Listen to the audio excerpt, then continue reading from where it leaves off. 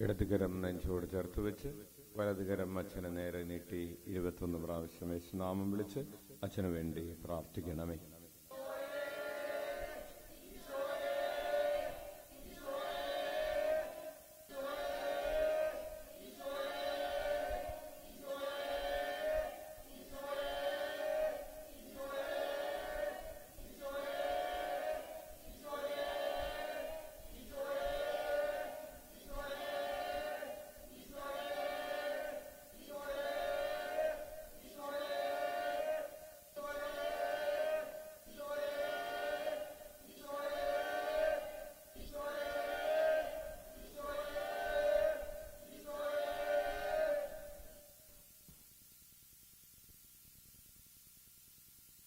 വിശുദ്ധ മർക്കോസ് എഴുതിയ സുവിശേഷം 1-ാം അധ്യായം 14 മുതലുള്ള തിരുവചനങ്ങൾ. വിശുദ്ധ മർക്കോസ് 1-ാം അധ്യായം 14 മുതൽ 20 വരെ. യോഹന്നാൻ ബന്ധനസ്ഥനായപ്പോൾ യേശു ദൈവത്തിന്റെ സുവിശേഷം പ്രസംഗിച്ചുകൊണ്ട് ഗലീലയിലേക്ക് വന്നു. അവൻ പറഞ്ഞു, സമയം പൂർത്തിയായി, ദൈവരാജ്യം സമീപിച്ചിരിക്കുന്നു. അനുതപിച്ച് സുവിശേഷത്തിൽ വിശ്വസിക്കുവിൻ. അവൻ ഗലീലി കടൽ തീരത്തുകൂടെ കടന്നു പോകുമ്പോൾ ശിമയോനെയും അവന്റെ സഹോദരൻ അന്ത്രയോസിനെയും കണ്ടു. മീൻപിടുത്തക്കാരായ അവർ കടലിൽ വലയെറിയുകയായിരുന്നു. യേശു അവരോട് പറഞ്ഞു, എന്നെ അനുഗമിക്കുവിൻ, ഞാൻ നിങ്ങളെ മനുഷ്യരെ പിടിക്കുന്നവരാക്കും. ഉടനെ വലയുപേക്ഷിച്ച് അവർ അവനെ അനുഗമിച്ചു. കുറച്ചു ദൂരം കൂടി പോയപ്പോൾ സെബദിയുടെ പുത്രനായ യാക്കോബിനെയും അവന്റെ സഹോദരൻ യോഹന്നാനെയും കണ്ടു. അവർ വഞ്ചിയിലിരുന്ന് വലയുടെ കേടുപോക്കുകയായിരുന്നു. ഉടനെ അവൻ അവരെയും വിളിച്ചു. അവർ പിതാവായ സെബദിയെ സേവകരോടൊപ്പം വള്ളത്തിൽ വിട്ട് അവനെ അനുഗമിച്ചു.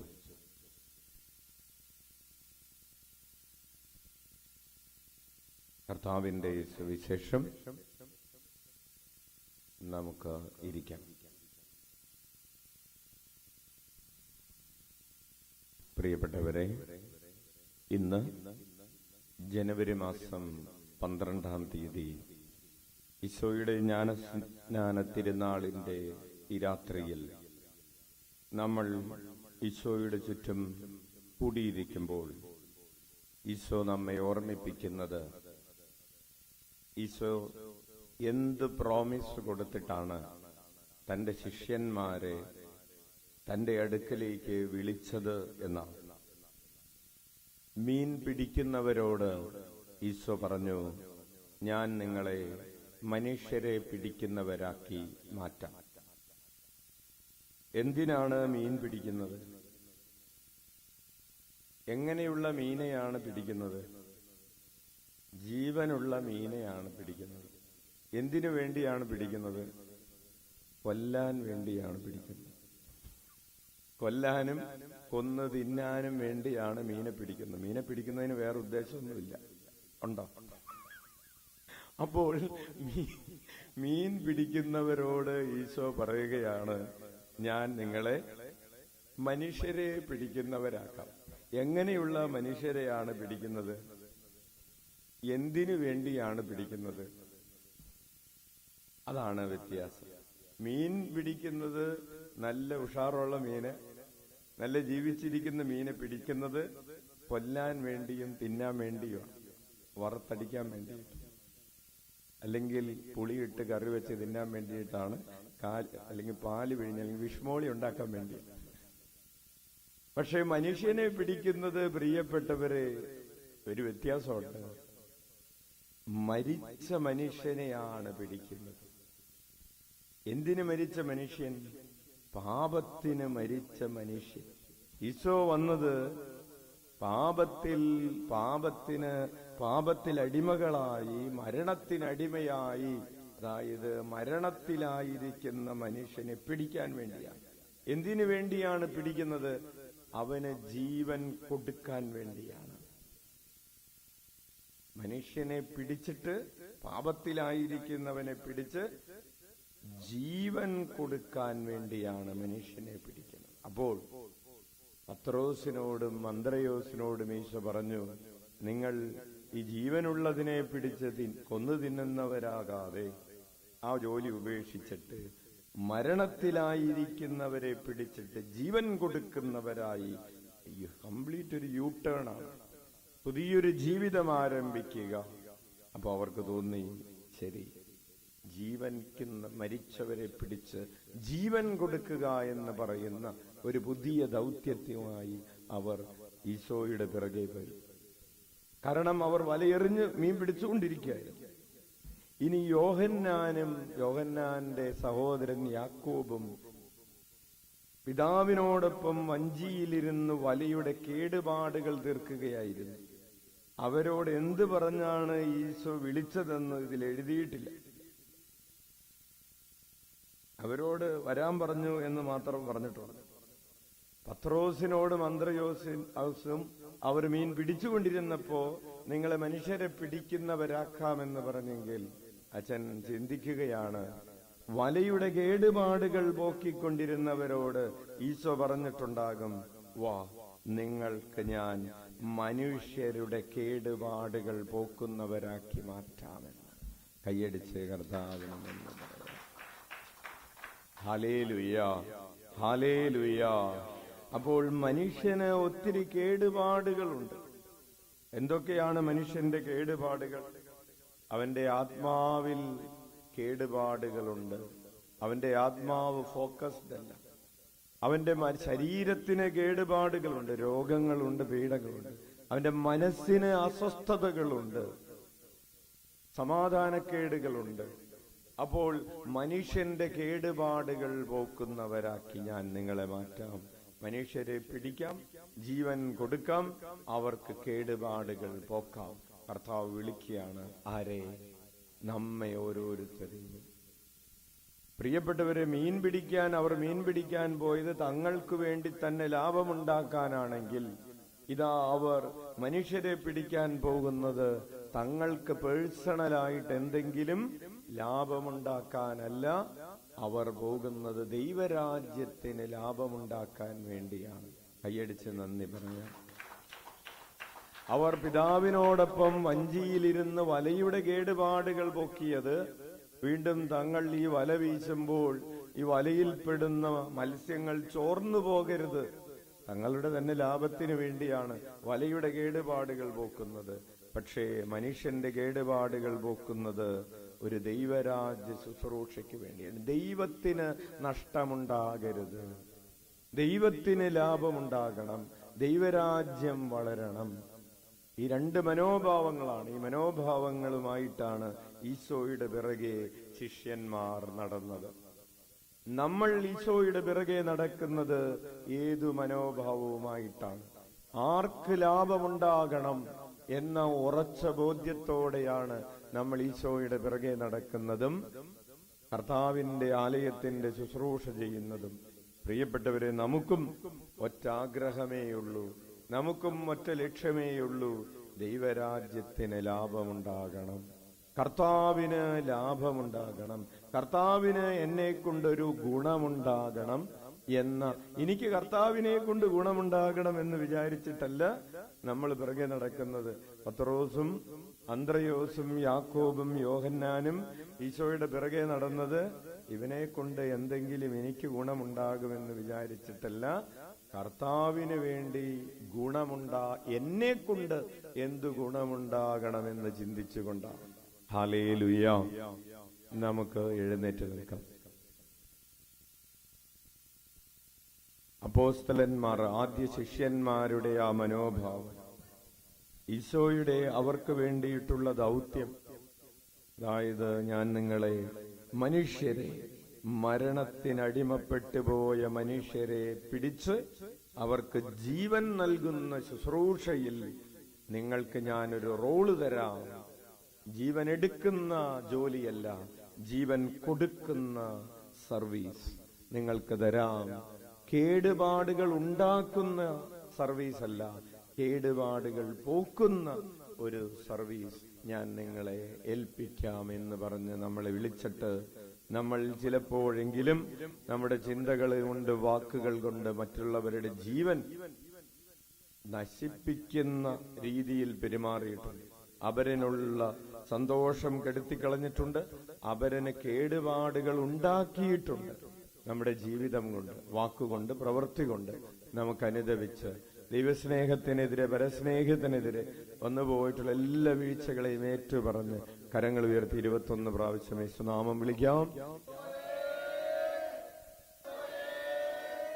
ഈശോയേ,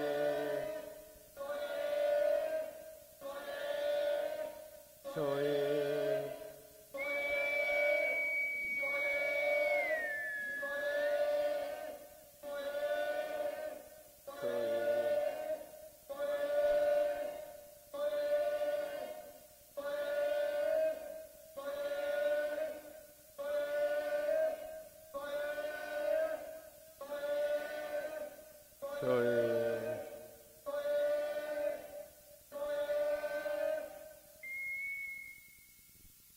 നമുക്ക് കർത്താവ് നൽകിയ എല്ലാ അനുഗ്രഹങ്ങളെയും ഓർത്ത് നന്ദി പറഞ്ഞുകൊണ്ട് കരങ്ങൾ ഉയർത്തി സ്തുതിക്കാം. Hallelujah, hallelujah, hallelujah, hallelujah.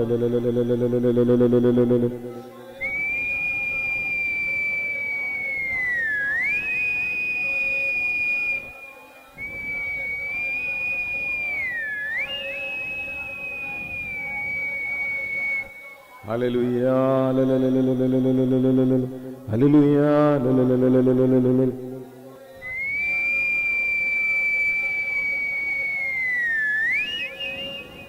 Hallelujah, hallelujah, hallelujah.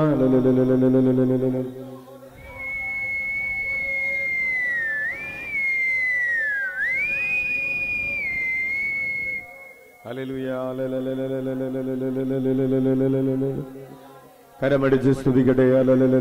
ശക്തിയോടെ കരമടിച്ച് സ്തുതിക്കട്ടെ. ശക്തിയോടെ കരമടിച്ച് ശിരസിന് മുകളിൽ കരമുയർത്തി കരമടിച്ച് നന്ദി പറയട്ടെ.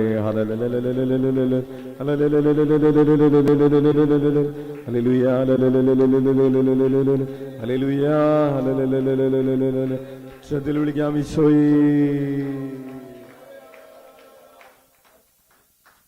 നമുക്ക് കണ്ണുകളടച്ച് കരങ്ങൾ കൂപ്പി 7 നിയോഗങ്ങൾ സമർപ്പിച്ച് രാത്രിയിൽ പ്രാർത്ഥിക്കാം.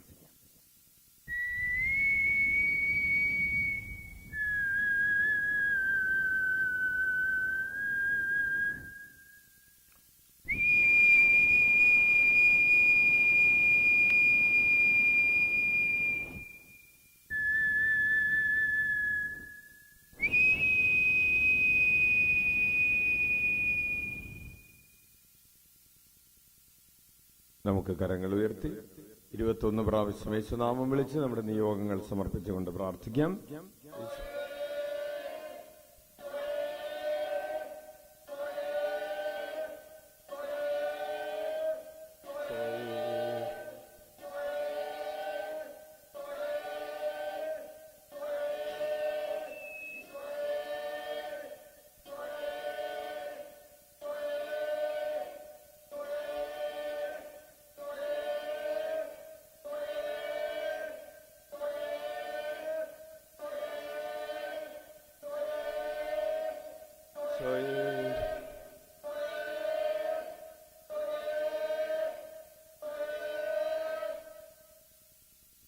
നമുക്ക് മുട്ടുകുത്തം. നമുക്ക് വേണ്ടിയും ലോകം മുഴുവന് വേണ്ടിയും ഈശോയുടെ ആശീർവാദം സ്വീകരിക്കാം. ഇപ്പോൾ ഇവിടെ ആയിരിക്കുന്നവരും ഓൺലൈനിലായിരിക്കുന്നവരും ആയിരിക്കുന്ന ഇടങ്ങളിൽ മുട്ടുകുത്തി കരങ്ങൾ ഉയർത്തി ഉച്ചത്തിൽ യേശുനാമം വിളിച്ച് ഈ ഭൂമിയുടെ തെക്കും വടക്കും കിഴക്കും പടിഞ്ഞാറുമുള്ള സകല ജനതകൾക്ക് വേണ്ടിയും ഈ പ്രപഞ്ചം മുഴുവന് വേണ്ടിയും നമുക്ക് ദിവ്യകാരുണ്യ ആശീർവാദം സ്വീകരിക്കാം.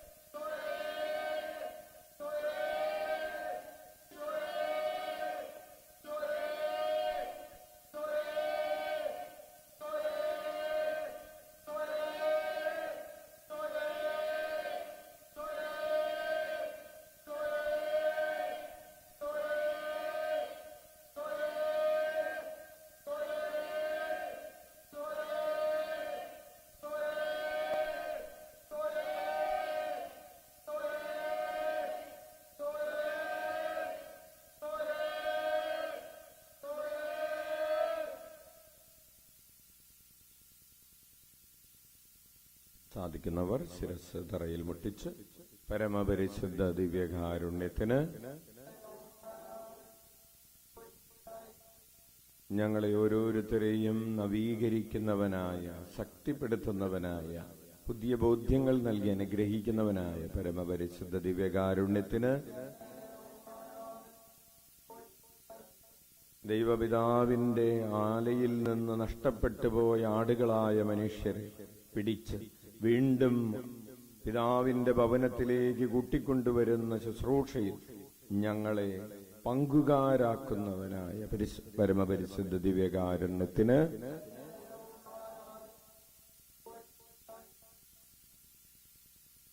പ്രിയപ്പെട്ടവരെ, എല്ലാവർക്കും നല്ലൊരു രാത്രി, സുഖനിദ്രയുള്ള രാത്രി, സന്തോഷമുള്ള രാത്രി ആശംസിക്കുന്നു. നാളെ പ്രഭാതത്തിൽ കൂടുതൽ തീക്ഷ്ണതയോടുകൂടെ ഉണർന്ന് കർത്താവിന്റെ രാജ്യത്തിന്റെ ശുശ്രൂഷകൾ ചെയ്യാൻ ദൈവം നിങ്ങളെ അനുഗ്രഹിക്കട്ടെ. ഈശോ മിശിഹായ്ക്ക് സ്തുതിയായിരിക്കട്ടെ. പരസ്പരം സ്തുതി ചൊല്ലാം.